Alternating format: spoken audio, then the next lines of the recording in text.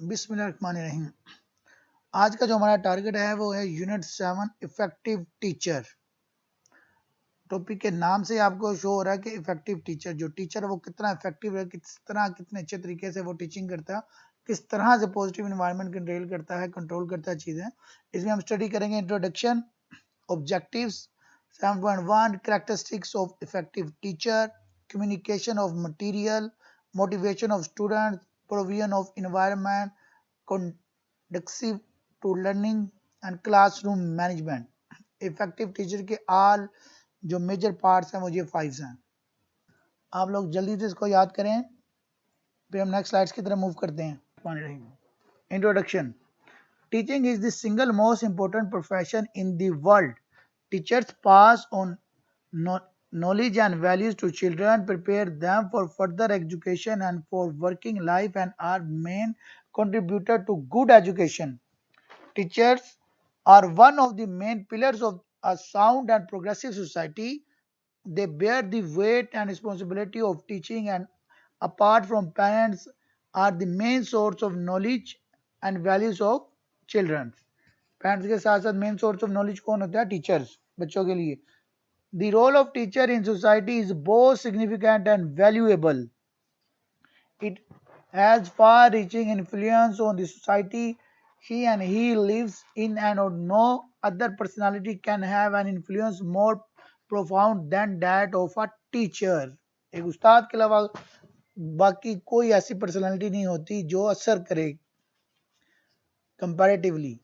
Students are deeply affected by the teacher's love and affections, his character, his competence, and his moral commitment. Characteristics of effective teacher। एक effective teacher की क्या characteristics है, क्या खसूसियात है, वो study करते हैं। Number 1, becoming an effective teacher takes practice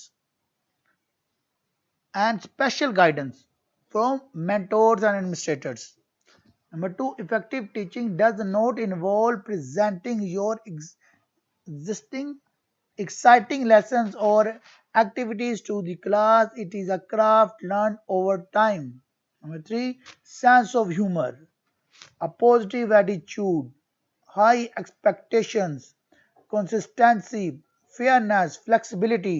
इससे रिलेटेड कोई भी आपका क्वेश्चन है तो मुझे कमेंट करें, मैं उसको एक्सप्लेन कर देता हूँ। अदरवाइज हम नेक्स्ट स्लाइड की तरफ मूव करते हैं। Walker 2008 defined effective teacher who bears at least 12 characteristics of being an effective teacher. These 12 characteristics consistently affect students in a positive way. Number 1, prepared, positive, high expectations, creative, fair, personal touch, develops a sense of belonging, admits mistakes, sense of humor, give respect to students, forgiving, compassionate।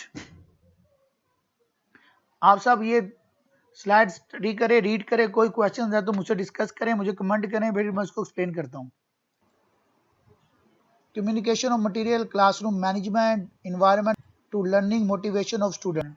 Communication and effective teaching. Communication, according to the concise Oxford Dictionary, the word means that the act of imparting, especially news, or the science and practice of transmitting information.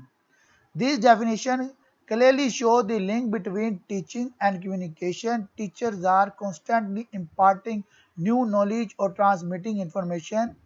Hubley 1993 has shown us that communication is a complex process. Communication क्या है? आप अपने ideas, अपने thought, अपनी information, जो कुछ भी आपके पास अपना एक्सपीरियंस, ऑब्जर्वेशन शेयर करते हो, और शेयर करने के लिए आप कोई लैंग्वेज यूज़ करते हो, कोई ज़ुबान यूज़ करते हो, जैसे Punjabi, Urdu, English, Pashto, different languages हैं, चाइनीज़, अरबिक, तो एक्सेट्रा। उससे आप क्या करते हो? कम्युनिकेट करते हो। इसी तरह जो इफेक्टिव टीचर है वो भी कम्युनिकेशन करता है, अपने एक्सपीरियंसेस, अपना नॉलेज, अपने एक्सपर्टीज, अपनी वैल्यू, अपना कैरेक्टर, किसके साथ? स्टूडेंट्स के साथ। Communication process, sender, source, think of message, put message into words, express the words. Message verbal हो सकता है, नॉन वर्बल हो सकता है। चैनल कौन सा? Person to person, radio, TV, written media, receiver, hear, sees, gives attention, understand message, accept message. ये एक प्रोसेस है. सिंपल एक सेंडर होता है, बोलने वाला होता है. अगर टीचर है वो बोल रहा होता है, स्पीक कर रहा होता है, एक्सप्रेस कर रहा होता है, उसका मैसेज डिफरेंट चैनल के थ्रू आपके पास पहुंच जाए. रिसीवर स्टूडेंट, आपके एग्जांपल में स्टूडेंट क्या है, रिसीवर है. आप सी भी कर रहे हो, हेयर भी कर रहे हो, दोनों चीजें कर रहे हो. Non verbal communication,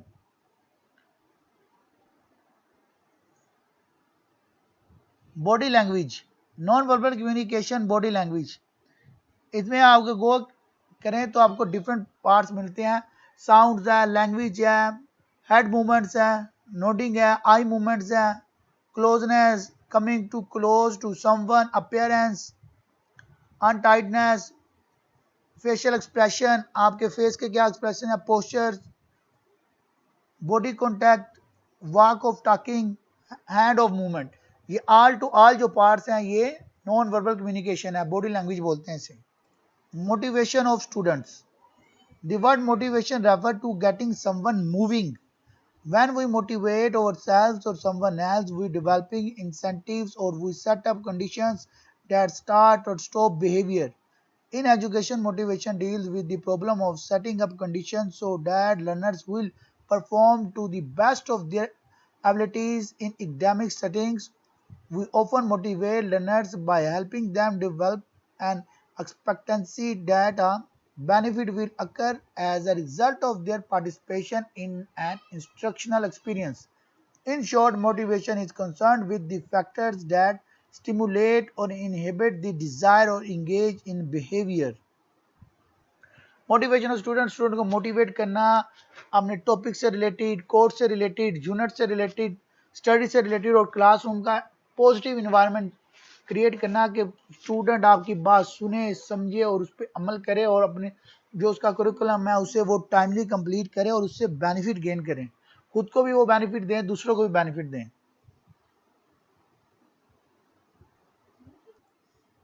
types of motivation, extensive motivation, intrinsic motivation. Extensive motivation क्या होती है? Teacher use extensive motivation to stimulate learning or encourage students to perform in a particular way. It is one of the most powerful motivation. It is operative when an individual is motivated by an outcome that is external or somehow related to the activity in which she or he is engaged. Intrinsic motivation refers to rewards provided by an activity itself. Intrinsic motivation arises from internal factors. The motivation arises from internal factors such as a child's natural feelings or curiosity, exigence, confidence, and satisfaction when performing a task. Explain कर देता हूँ. Intrinsic motivation में externally teacher motivate करता है, encourage करता है students को कि वो खास एक्टिविटी में परफॉर्म करे. और इंस्ट्रिंसिक मोटिवेशन में स्टूडेंट कोई भी एक्टिविटी करता है तो इंटरनली स्टूडेंट को खुद से ही फील होता है, कॉन्फिडेंस, एक्सीलेंस, क्यूरियोसिटी होती है, सेटिस्फेक्शन लेवल होता है कि वो उस काम को परफॉर्म करने थे.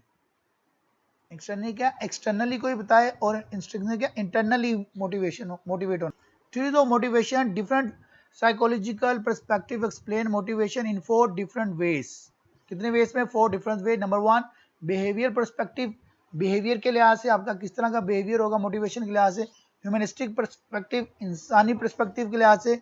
मैस्लोज हायरार्की ऑफ नीड्स है इसमें. रोजर मोटिवेशन थ्योरी है.